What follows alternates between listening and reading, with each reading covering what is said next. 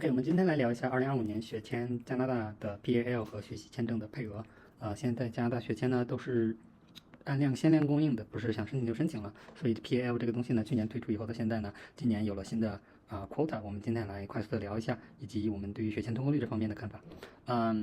左边这个 sticker 里边呢是一些豁免 PAL 的情况，如果你符合豁免 PAL 的情况，后面这个视频内容其实就可以不用看了。首先呢，如果在加拿大申请 K12的小学、初中、高中的学签呢，是不需要 PAL 的。另外一种情况呢是加拿大的学签延长，就是学签的 extension， 如果是在同一个 DLI 的院校里边申请同一个 study level 的，就比如说您是大学1年级，然后呢要上到大学2年级、3年级这种学签延长是不需要 PAL 文件的。然后还有一些符合加拿大政府优先的priority group 这些特殊情况的，比如说国际交换生项目这种互惠的政策里面的一些学签是不需要 PAL 的。除此之外呢，这些其他的情况申请都需要 PAL。比如说2025年开始，如果您是申请 grad 这种硕士学位，或者是PhD 这种博士学位呢，就需要 PAL。如果您是境内的学签申请呢，也是需要 PAL 的。所以哪怕是境内的旅游签、转学签，或者是您是境内的学签升级，比如说你本科毕业了，然后你要读硕士，对吧？这种呢，就是它换了一个新的 study level， 这种情况下呢，也需要 PAL。我们来看一下大概的数据。2025年呢，加拿大预计会发50万份的 PAL，55万份的 PAL。然后学签呢，它的目标是预计获批43万7千个学签。学签和 PAL 是不一样的东西，我们之后再详细讲一下。学签的数量和 PAL 数量它是不一样的。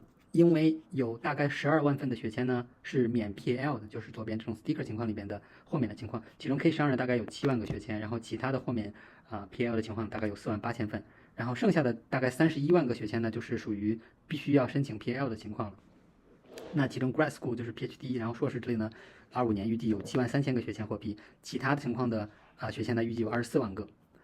我们接下来再来详细看一下这55万个 PAL 详细的 breakdown 每个省份的细节。PAL 呢，它就是每一个省份地区每年 IRCC 会审批的最大数量的学签。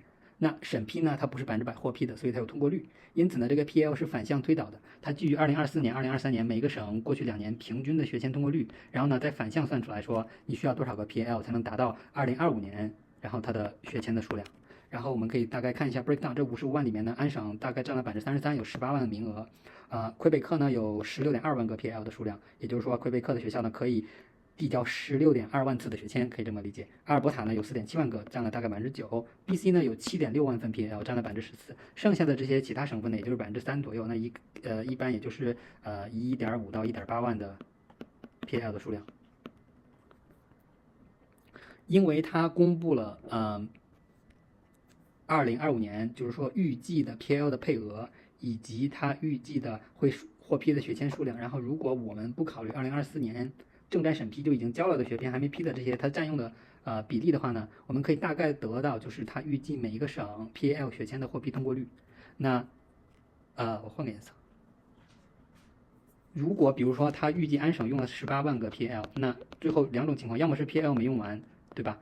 要么就是说他控制了学签通过率，所以呢他最后拿到这些学生的学签通过率跟他以前的 average 不一样，所以呢最后来上学的学生会减少。这就是这2种情况。我们用预计的每一个省它2025年获批的 PAL 的数量除以它预计每个省收到的 PAL 的配额，我们大概能得到它算出来的就是那个平均的 PAL， 就是需要 PAL 的学签的获批的比例。阿尔伯塔省呢大概69%，BC 呢70%，曼尼托巴呢就低很多54%，New Brunswick 呢也低得更多，大概43%。纽芬兰呢就是50%左右，Northwest Territory 呢30%左右，然后 Nova Scotia 呢也低得更多，45%左右。安省呢就跟我们在安省的过往的比例差不多，就是64%左右。PEI 呢大概50%，然后呢魁北克呢大概45%左右，萨省大概50%，Yukon 呢大概70%左右。整体上来看，这些学签获批通过率呢，跟我们过往看到的每个省份的获批的学签通过率其实是差不多持平的。所以像几个留学资源比较多的省份，比如说 BC、阿尔伯塔、Ontario 的话呢，它的通过率就是稍微高一点。